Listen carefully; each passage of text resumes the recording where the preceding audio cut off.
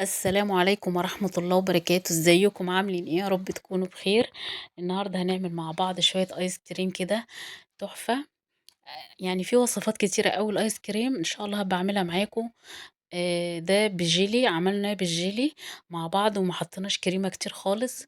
وكمان الاجدد من كده ان احنا عملناه بقمر الدين. لو عندك لفة قمر الدين بتاعة رمضان هتعملي ايس كريم قمر الدين خطير.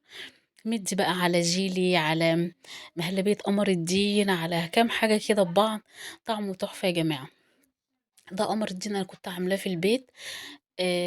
لو انتوا عايزينه ابقى احط لكم الفيديو في صندوق الوصف. فالمهم جبت هنا حتة من قمر الدين صغيرة وابتديت اقطعها وبعدين حطيت عليها مية مغلية. حاجة بسيطة كده من المية المغلية، يعني زي ما انتوا شايفين لحد ما دابت. طبعًا أول ما بردت شوية حاجة بسيطة يعني دافية، رُحت نازلة بيها على الخلاط على طول وضربتها، هتلاقي هتقلت ونعمت معايا جدًا. خلاص هتنعم معايا أوي، بس اضربيها كويس، كويس أوي يعني. عايزين آيس كريم يكون ناعم كده وكريمي. طيب خلصنا بقى من موضوع الضرب بتاع الخلاط، هابتدي أنزّله في الكوباية. هو عمل لي كوباية إلا ربع، زي ما أنتم شايفين كده، دي كوباية إلا ربع من المَج بتاع اللي هو الشاي بتاعنا اللي إحنا بنشربه في بيوتنا. طيب جِبت هنا نُص كيس من الجيلي، نُص كيس من الجيلي خدوا بالكم، وحطيت عليه حبّة من المَيّة الصغيّرة، وابتديت إن أنا أدوّبه لحد ما داب معايا. طب لو ما دابش معاكِ كويس حطيه على النار، على نار هادية أوي لحد ما تدوّبيه. وبعد كده جبنا الكوباية بتاعة قمر الدين اللي إحنا ضربناها في الخلاط ونزلنا بيها على الجيلي. في الوقت ده بقى لازم تحطي عسل نحل أو عسل كلوكوز. طب ما عندكيش، ده شربات كنافة. حطيت حوالي معلقتين، هو كده آيس كريم قصدي القمر دين كان مسكّر. لو مش عايزة تحطّي خالص ما تحطّيش، براحتك خالص السكر ده. يعني وأنتِ بتقلّبي كده وبتدوّبي تدوقي الطعم، حسب ما أنتِ عايزة السكر حطّي أو اللي هو الشربات. خلاص لو ما عندكيش شربات اعملي شربات تقيل، عشان يبقى معانا كريمي وناعم، ما يعملش حبيبات تلج ويبقى يضايقِك وأنتِ بتشيليه معلقة الآيس كريم. طيب نزلت بقى خلطت الآيس كريم، خلطت الجيلي مع آآ قمر الدين اللي إحنا ضربناه. خلاص وحطينا العسل وكل حاجة، وبعدين في الخلاط ونزلت بيه تاني عشان هاضربه تاني، وحطيت معلقتين من الكريم شانتيه، وهاضربه لحد ما ينعم خالص. سهل كده لحد كده، خطوات سهلة وبسيطة. وعشان أأكد لكم المعلومة هنعمل مع بعض برضه آيس كريم الفراولة بنفس الطريقة، هتشوفوه معايا. طيب كده إحنا خلّصناه خالص، هيخش على الفريزر على طول. دخّليه على الفريزر وسيبيه بقى لتاني يوم. بُصّوا قوامه، مدّي على مهلبية وعلى آيس كريم وعلى جيلي على كذا حاجة كده، بس طعمه تحفة وحاجة جديدة أوي. طيب عندي هنا كان كيس من الفراولة. خلاص ابتديت إن أنا الأول أضربه في الخلاط لحد ما أنعّمه زي ما هو من غير مَيّة، خدوا بالكم من غير مَيّة. خلاص، وهانزّله في كوباية، ده طلع معايا كوبايتين من مَج الشاي. زي ما أنتم شايفين طلعوا كوبايتين بالضبط. خلاص، أهو، ركّزوا معايا بقى. طيب هنا بقى جِبنا كيس جيلي فراولة كامل، كيس كامل لإن دول كوبايتين، المرّة اللي فاتت كانوا كوباية إلا ربع في قمر الدين، وهاخفّفه بربع كوباية من المَيّة المغلية.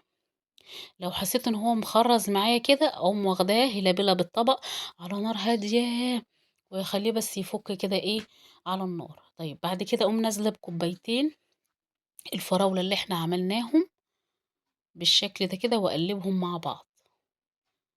خلاص، عندِك عسل جلوكوز حُطّي، عندِك عسل نحل حُطّي،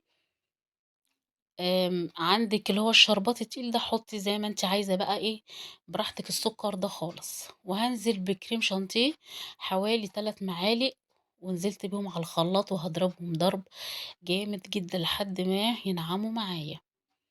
حسيت في الوقت ده إن لون الفراولة باهت معايا. هاعمل إيه، هاقوم حاطة حبّة كده من الألوان اللي هي الطعام الغذائية دي. خلاص، حطي بقى لحد ما اللون يتظبط معاكِ، مش عايزة تحطي براحتك.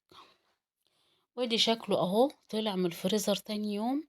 هاجيب معلقة الآيس كريم وابتدي احطها في مَيّة مغلية عشان خاطر تطلّع معايا الآيس كريم بسهولة. أنا بيني وبينكم يعني مش متعودة عليها أوي، بس أهو يعني إلى حدٍ ما كويسة، وبتطلّع شكل الآيس كريم يعني معقول معايا.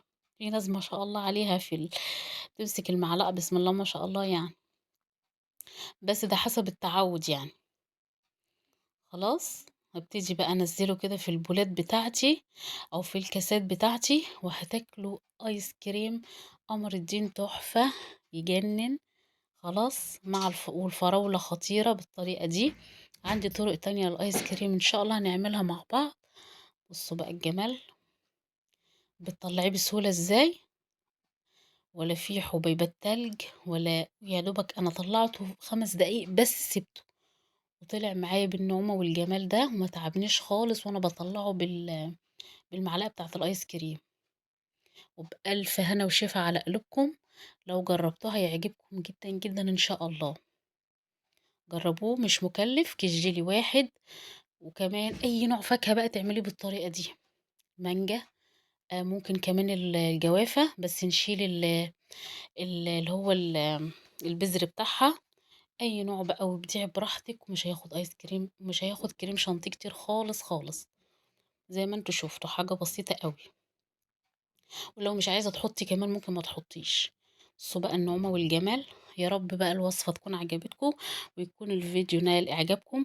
ما تنسوش تعملوا لي لايك وتشتركوا في القناة وتسيبوا لي تعليقاتكم الجميلة اللي دايما مفرحاني جدا جدا. بصوا ما شاء الله، انا نسيت ان انا واقفة قدام الكاميرا بقى وعمالة اكل. والسلام عليكم ورحمة الله وبركاته.